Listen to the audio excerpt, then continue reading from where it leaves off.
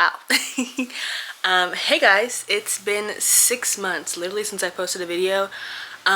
Surprise, surprise, I am not pregnant anymore. I had my baby 7 weeks ago. I haven't been totally gone. I have been posting on like TikTok and like Instagram, but I have not been showing any love towards YouTube for real, so I am sorry. But yeah, so let's catch up on like what has been going on the past 6 months, my pregnancy, everything. So like I said, baby boy is here. He is born. His name is Cameron. He was born 6 pounds 2 ounces on 9/11. I did not want him born on 9/11 because for obvious reasons, but obviously, you know, you don't get what you want. They come whenever they want to come, and I was definitely done being pregnant, so I'm kind of glad he came, but like ideally I didn't want that, but it was what it was. He is our only son. I think he's gonna be our last baby. I'm not gonna lie, initially we had said we'd probably have like one more in a few years, but the way that pregnancy beat me down, just like a overall, I had gestational diabetes, first of all. If you've never had gestational diabetes, it was just not fun. It was like, it was kind of depressing. I had to poke my finger literally 4 times a day, take my blood sugar 4 times a day. It was, at that point, it was bad. Like, it was really, really bad. I had a lot of morning sickness and just overall just tired, morning sickness, irritable. I had family drama. It was just like a lot going on that I was just like, you know what, no. Absolutely not. I will admit I did cut some members of my family off, you know, being pregnant and emotional. Listen, first of all, when you're pregnant, I'm not saying you should get a pass, but like, show some more mercy, you know, have a little bit of grace, okay? You're pregnant, you're emotional, you know, but it's all coming around. Anyways, I'm back to normal, thank God. Postpartum depression. I did experience postpartum depression, which I had a feeling that I would. I was hoping, actually no, I didn't think that I would, because the first time around, my first daughter, I had her alone. Her dad's not around, but not the point of the story. So I'm thinking this time around, since I have my fiance, it should be different, right? I have his help, like I shouldn't be sad, like I have all the reason to be happy. Well, it's not really about like, I mean, part of it is obviously having help and shit like that, but like, it's really just not all about, okay, you have a great spouse and everything, but it's like, okay, that's great and all, but I still just feel like bleh, or have like crazy anxiety, you know? So I was very emotional the first couple, I think like 2 weeks. I kind of would just like cry. I had like postpartum rage, get a little angry. I kind of still do towards my fiance, which bless my fiance's heart. I put his ass through it for 9 months. I wasn't horrible to him, but like, I could have been nicer. I put him through it. I did, I'm not gonna lie. So shout out to him. Shout out to you, babe, because woo.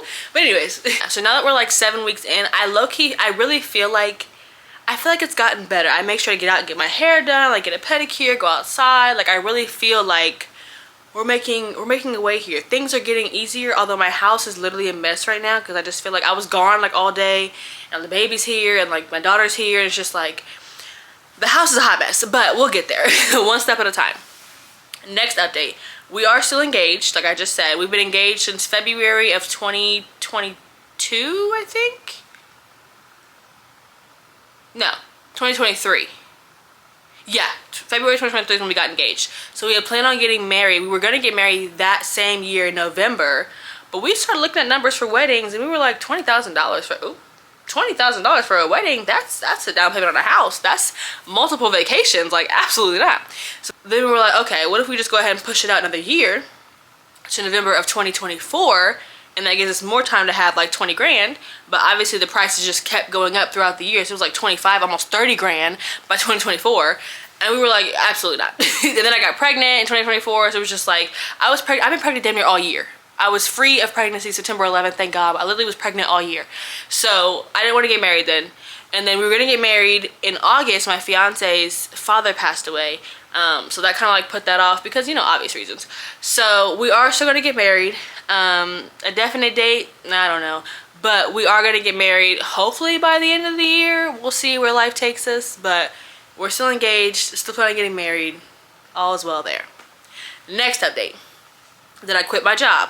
I did already mention it. I am on maternity leave until the beginning of the year. Do I want to go back? No. Who wants to go? I mean, who wants to work, honestly? Who really wants to work? Nobody. I have a great job, you know, great benefits and things like that. But like, I am enjoying the time home with my son.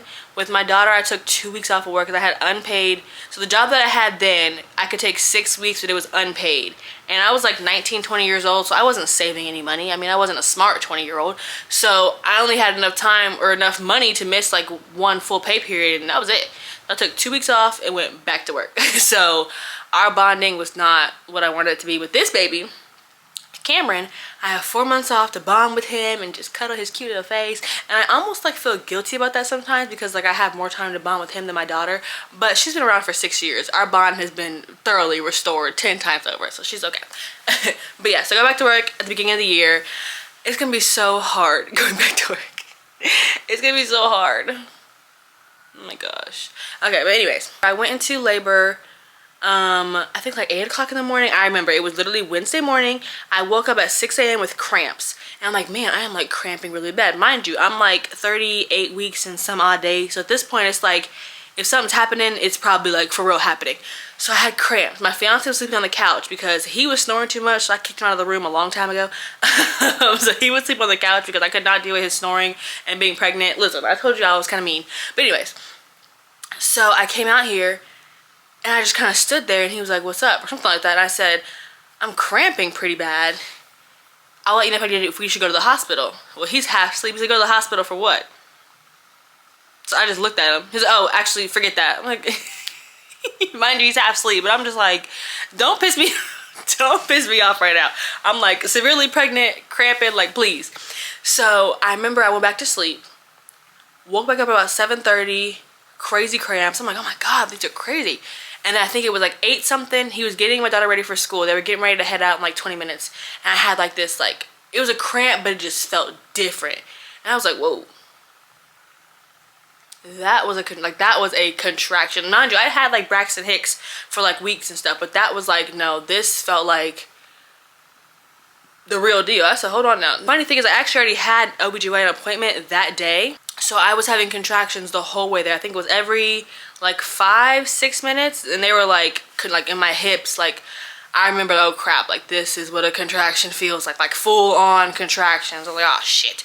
I didn't want him to come today. Like it was like bringing a tear to my eye. Not that I was like crying, but it was like the pain was just like, whoo, shit, like whoo, takes your breath away. Like, oh my God, okay. But I want like the whole like water breaking experience, but whatever. So we go to the hospital or the doctor's appointment. I tell the lady I'm cramping and like I'm having like contractions. My doctor comes in, he checks me. I'm like, yeah, I'm having contractions every 5 minutes. So he checked me. I hate getting my cervix checked. It hurts so bad. He said I was like 0.5 centimeters dilated. Okay. Send me over to the hospital. I get to the hospital. She checks me. She's like, oh, you're 3 centimeters. But now the hospital was across the street from the damn doctor's office. So you mean to tell me either I just gradually grew from 0.5 centimeters to 3 centimeters in a matter of 15 minutes, which can happen, or somebody don't know something. You know, I don't know if the nurse, but the nurse was doing like a real thorough check. The doctor was like, bloop, bloop, yep, 0.5 centimeter. I don't know about that. So she said, okay, we're gonna go ahead and hook you up to the monitor. If you have like so many contractions, like an hour, we'll go ahead and admit you. Well, like I said, I was not leaving, okay? I was having contractions. I knew it was active labor. If they had said go home, I'm not going. I know I need to be here. Because one thing about me, I wanted to get the epidural. And if I would have went home out of labor too, it had just happened so fast. It'd have been bad. So an hour went by. They're like, yep, you're staying. I know. So they go ahead and admit me. Y'all, this is when it got like kind of crazy. Now my whole labor experience was fine. My firstborn, her experience was like perfect. This one was almost perfect. The only problem was the IV. I will tell anybody, the IV is the literal worst part of going and having a baby. It's the worst. So this is the problem. I drank a whole bunch of water too. They tried right here. She blew the vein or whatever. Okay, fine. Took a deep breath. All right, let's just do it again. One more time. We'll get it over with. Fine. She tried like, I think I still have like a little bump, honestly. I don't know if you can see it. It's like right there. She tried right there. My hands are ashy. She blew the vein or whatever again. Okay, now I'm getting irritated because IVs hurt in my opinion, and I did it once. Okay, you didn't get it to work. Okay, that's fine. We can do it again, and then boom, we're done. That didn't work. Now we're on to a third time. Okay, so another nurse comes in because first of all, the other one, I don't know what the hell she was doing. She tries like somewhere like in my arm or wrist, or something on this arm. Blows that one. Okay, so well, you got good veins. Do I? Apparently, I guess not. So the other nurse tries on this hand. I don't think I have the scar still in here. Blows this one over here in this hand. So now we're up to 1, 2, 3, 4 tries that are done. At this point, tears. Like, I was holding it together the whole time, the contractions and everything, but it was just like instant tears. Now I'm getting frustrated because this hurts. And like, obviously I know I literally, like, it's not like the epidural where, okay, if it hurts, forget it, I just won't get it. You literally need the IV, 1, to get the epidural, and 2, in case of like you need fluids or whatever, like, you need to get the IV. You literally need to. So I'm like, okay, I know I have to do this, which is why I'm crying, because like I have to keep doing this, but this shit hurts so bad. Now I'm getting irritated. So at that point, my fiance stood up like, all right now, like, all right, like what the fuck is going on? Because now she in here crying and y'all over here sticking and poking, like, all right, hold on now. They bring in another girl. I'm like, okay, listen, you got one more try and I don't know what to tell you because I'm about through. And the one lady was like, well, you have to get the IV. I know that, but listen, I'm telling you, you got one more try and I'm out of here. She sticks it, I still have the scar. She heard a little bump where she sticks it right here. First of all, oh, this is a terrible, terrible, terrible spot to get an IV. Okay, I felt like my whole, she got it in, unfortunately, but thankfully. But oh my god, I literally could not bend my arm. I could not bend my wrist, and it felt like my whole this whole arm was just out of commission. I couldn't really hold the baby. I couldn't really grab him because like it just hurt. Every single movement hurt so bad. I literally was just sitting there with my arm like this and like just using this arm for everything else. It was ridiculous. Luckily for me, I went in there I got admitted about like 10:30. I had him about 4:17, so not too bad. It all went kind of fast. His heart rate dropped a few times. They got that under control. I got the epidural. It took her a minute to get the epidural to like in. I don't know what she was doing back there, but it kind of was a little sensitive. I was like, oh, hold on now. She was like hitting nerves. I said, oh, hold on. But we got that. I always tell everybody, get the epidural before you get to the point where you can't handle it. Because you have to stay still while they're doing it. If you're at like 8 centimeters, those contractions are hitting you hard and you're not going to be able to stay still. And you have to stay still. I think I was like 4 centimeters I got the epidural. This time around, last time around I was 2 centimeters. I don't play around. when they said you're admitted, I said get the epidural ready. Like when you admit me and everything, get the IV. Next 20 minutes the epidural was coming in. I was not playing. Got the epidural in. It was working on my left side more than my right side at first, and then they like rolled me around and the good stuff, and then it was working all over. Okay, great. Finally at that point we were able to like take a breather, because literally once we got in there, it was like back to back, somebody in, somebody out, asking questions, this and that.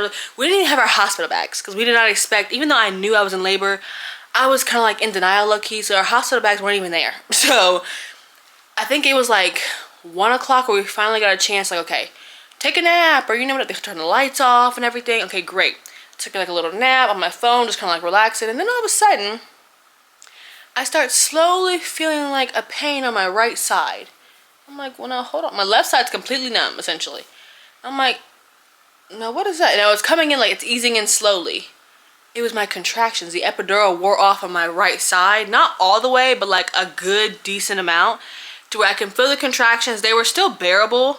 Like, I honestly feel like, I could be delusional, I could have went without getting an epidural. But either way, I still kind of felt it, like a lot of pressure and stuff like that, but it wasn't like a crazy amount of pain. It was manageable. And they were like, we don't want to like up your dosage or whatever the case may be, because last time they like upped it, like put the epidural in, his heart rate dropped. Okay, well, we can't do that, obviously, so just cut that out. So I think like a couple hours later, I was like, okay, you know what? I feel like I need to push. Like, it was just this pressure feeling. It was like so much pressure that it almost hurt. I'm like, no, this is not gonna work. They checked me, I was 8 centimeters, and I'm like, I have to push. Like, I have to push. So I was like, okay, let's push. They got everybody else set up and everything. And when they got all set up, I'm like, well, the contraction's gone, so now I gotta wait. So we're waiting there, and then I pushed him, I think like about 5 pushes, I think it was. He took a little second to cry, like a little millisecond, but then he came out. 6 pounds 2 ounces, which is crazy. I had gestational diabetes. So the thing about gestational diabetes is they always say you're gonna have a huge baby, or your baby can have terrible blood sugars when they're born, like all kinds of, they can be stillborn, like all kinds of crazy stuff. Trigger warning, sorry.